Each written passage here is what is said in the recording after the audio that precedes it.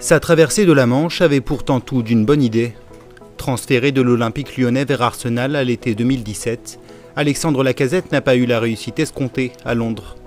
Vendu par le club français à son homologue britannique pour 53 millions d'euros hors bonus, le Frenchie avait pourtant bien démarré la saison avant d'être freiné par une blessure en février dernier lors d'un match face à Tottenham, tel qu'il l'a raconté au JDD de ce 22 avril. J'avais des douleurs depuis le début de l'année 2018. Au début, mon genou se bloquait une fois par jour, mais ça s'amplifiait. Ça passait à 10, 15, 20 blocages. Ça commençait à être pénible et désagréable. Après Tottenham, j'ai appelé le doc et on a convenu que c'était mieux d'opérer, a expliqué l'ancien Lyonnais, revenant aussi sur son adaptation difficile au football anglais. C'est vraiment différent de ce que j'ai vécu à Lyon. Ça n'a rien à voir avec le championnat français, sans lui manquer de respect.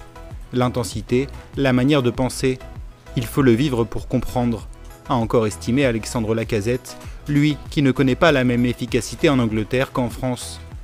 Mes prestations n'étaient pas à la hauteur, c'est un cercle vicieux, parce qu'on a envie de se rattraper à chaque match, de montrer qu'on peut être bon, et du coup ce n'est pas toujours le cas.